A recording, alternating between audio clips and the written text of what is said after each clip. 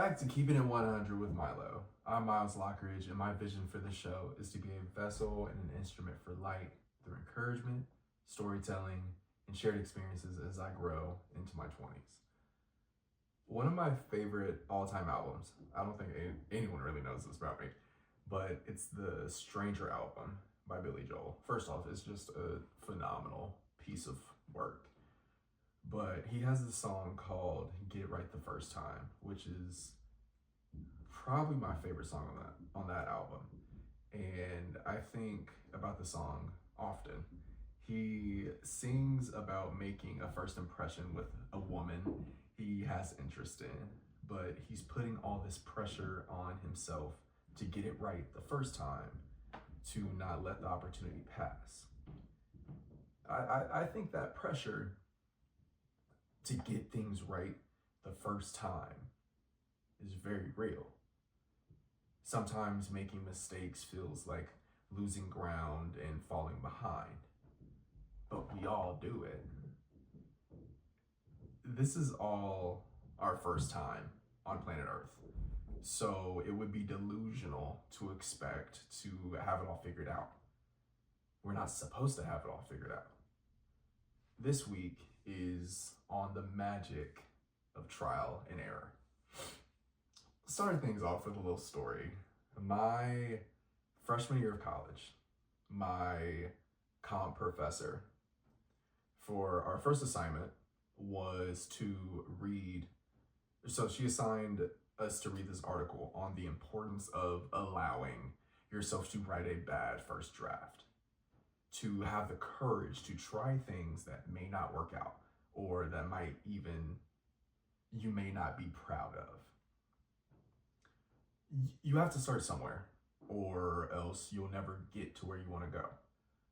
I had someone ask me recently if I could go back in time and change anything, what would I change? And of course, I play it cool because I'm just a nonchalant dreadhead at this point. I play it cool and say that I wouldn't change anything, which is true. But the more I thought about it, I realized that a lot of my regrets don't necessarily come from not doing something, but for taking so long to do it. Even if it sucks, even if I suck, I tried. And that's something. I remember my first college track meet, freshman year. I was so nervous. I talk about this day with my friend Caleb every now and then because I was just off the walls. It was ridiculous. I was so nervous and I was worried about not doing well. Like I was super tense the entire day. It was like a 2.5, 3 hour drive, and I was just antsy. I get on the runway and my stomach is in knots, but I take off towards the sand. I get through the jump, and as I hit the sand, my tensed up body jerks my sports goggles off of my face and into the sand. And of course, with my luck, my goggles that make me look like James Worthy get buried in the sand. It had to be a full finger length of sand. Anyway, and being both stressed and legally blind, I started to panic when the official sternly, he was almost like kind of mean, but neither here nor there, it's in the past. When the official sternly instructed me to leave the pit, I eventually found my goggles, luckily, after doing my best Velma impression. And that was my entrance into college track and field. It was pretty rough. I would go far enough to say, objectively, it was bad. But I got through it. That one bad experience didn't stop me from going to countless other meets, completing countless other jumps over my 4 years. I can tell you that I learned from that for sure. I learned from every awkward jump and bad landing, and every time I said Wendy Williams is a fat whale to my coach if I felt like a fat whale in the sand. Which I think about that. It was one bad practice I was just struggling. And we're doing landing drills, and I hate doing landing drills because I always feel so awkward doing them. But so I'm essentially, I feel like a beach whale playing around in the sand. So I look at my coach. He can tell. He can just tell I'm frustrated. And I go, Wendy Williams is a fat whale, and this poor, just 50-year-old white man who has no idea who Wendy Williams is just looks at me and goes, "What?" And I go, "I look like a fat whale out there, coach." He goes, and he just chuckles. He goes, "Ha, yeah."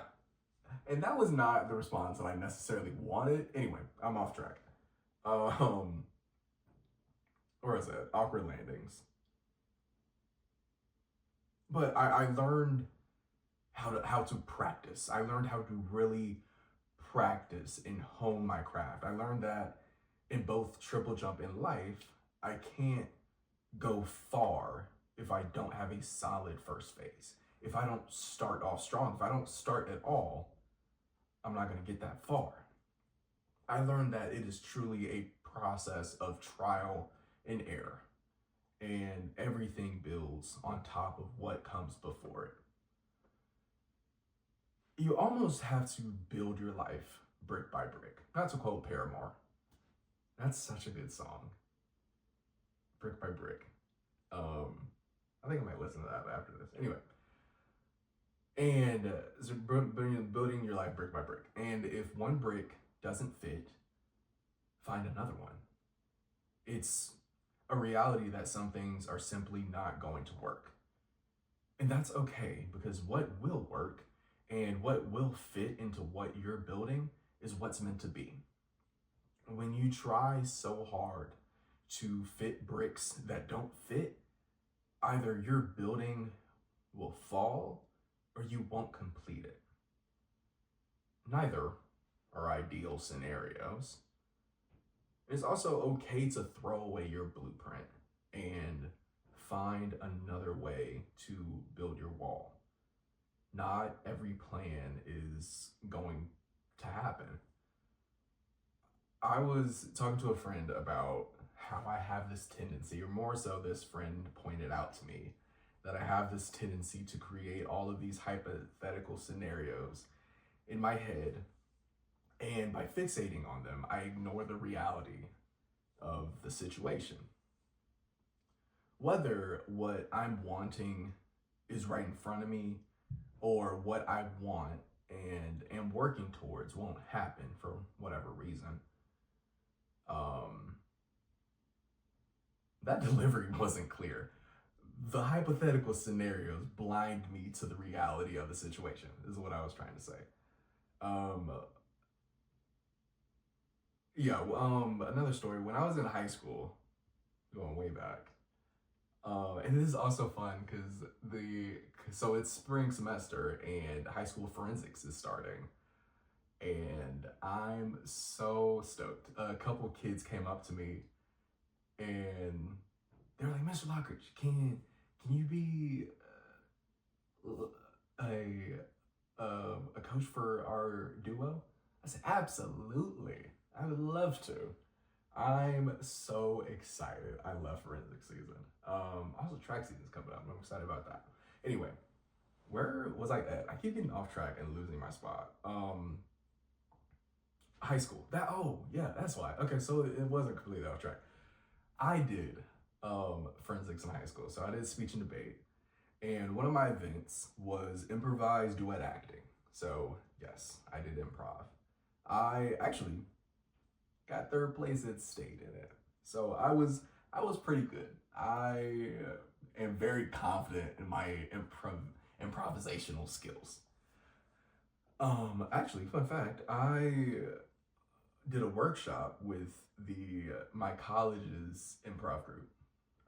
Shout out Zoinks, but I couldn't join the group because I had too many things going on and just didn't work out on my schedule. But again, brick by brick. If a brick doesn't fit, find another brick. And what I learned from my experience in improv was to adapt when how I see something working out isn't going how I see it. It almost takes a conscious effort to disassociate from the situation to see it at its face value. Whether that's interpersonal relationships, whether it's making a big life decision or career decision, anything like that. Just having that conscious effort to take a step back, look at it from a bird's eye view, or even just another perspective. That way, I can come up with alternative solutions. I can find another way to get down the road. I saw this is this is gonna be the last time I get off topic. I saw this TikTok, which I'm gonna be so upset when/if they ban TikTok, because I saw this TikTok and it was just a picture. It was an illustrated image of a chicken on a basketball court making a crossover, and the other team were like cartoon roads. It's like, why did the chicken cross the road? It's brilliant. And like, how does somebody come up with that? Anyway, alternative solutions. It can be incredibly frustrating to let go of the plans you have for your life. I know some of my most frustrating moments have been letting go of plans that just didn't work out for whatever reason, whatever area of my life it was, just different plans that didn't work out. It can also be scary to have to pivot and not know what's next or where to go. It is definitely not one of my strengths as a person, letting go or letting things go. But I think what helps me is mainly just trusting in the larger plan for my life, but also just accepting that what I'm doing isn't getting me where I want to go. So I need to try something new if I want to get there. In the past, I have driven myself insane trying to make something happen by trying the same thing over and over again until I realized that this is either not going to work or I'm not going to get where I want to go. And I had to try something new. And I think the hardest part about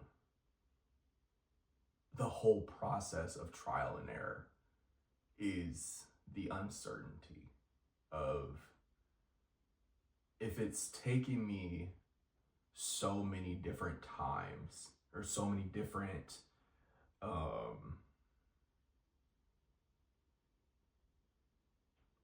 variations of getting somewhere or doing something, if it's taking all of this effort to just find a way that works,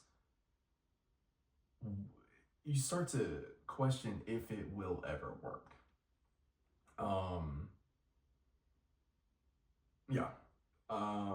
But a wise man falls down 7 times and gets up 8. You have to try again and trust that if it's meant to be, you'll get there. Maya Angelou, my favorite Maya Angelou quote, and this pertains to love, and I don't necessarily want to get too deep into that, but she says, always have the courage to trust love again and always again. I just think that's so, it's just so pretty to think about. Just that it's gonna be hard. It's going to be taxing, and it's gonna be frustrating, and you're gonna want to give up. But you have to try if you want it. Anything worth wanting is worth trying for. We don't get we don't dream by accident. I think our dreams mean something. And I was talking to one of my colleagues about the science of dreams and how like there's no scientific evidence that proves dreams mean anything, but I don't think science explains everything. I think we dream our dreams for a reason. I think we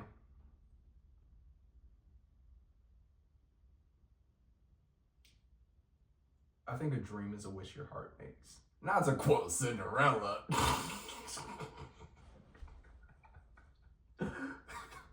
But a dream is a wish your heart makes. I think it's something that really your core self is longing for. Especially my thing, because I keep a dream journal. Shout out Sharkboy and Lava Girl. I keep a dream journal. And every time I wake up and remember a dream, I'll write it down. Because obviously, if you're going through your sleep cycles, you're gonna dream every night. But I think it means something if I'm remembering it, and there's something to unpack there. Nonetheless, I think the best thing to do when trying a new strategy to dive in head first. The hesitation is just going to slow you down and lead to even more second guessing, which doesn't help any. But know for yourself when to let go of one way of thinking or one way of being and just dive right in to your next try. I'm teaching my students about the Enlightenment right now, and we did a song analysis on Feeling Good by Nina Simone. And I posed the question, is she feeling good because it's a new day? Or is it a new day because she's feeling good? And of course, somebody yells out, oh, you thought you ate with that way. And I was like, you know what? I did. And there are no crumbs. But yeah, that's all I've got this week. Thank you all for listening. Let me know if you guys have any other suggestions of topics or different questions you want me to answer. Yeah, also, I started a social club for for former college athletes. It's called Post Game Social Club. You can find Post Game on Instagram and TikTok at Post Game Social. Yeah, because I didn't add the club. Post Game Social on Instagram and TikTok. We'll have our first event February. Let me look. I don't want to say it wrong. Hold on, I screenshotted it. It's the first Friday of February, I do believe. But yeah, we'll do different events, like trivia nights, different just social mixers, social gatherings. It's just a way for former college athletes, and of course, everybody's welcome, but a way for former college athletes to just kind of, have that community and be there to support each other socially as we transition into this next chapter in our lives. So yeah, the event is the Friday, February 7th at Rush Funplex, which used to be Power Play, at 6:30. So yeah, I'll probably put that on Post Game Social at Instagram.com. And yeah, go be great, go be kind, go be greatly kind.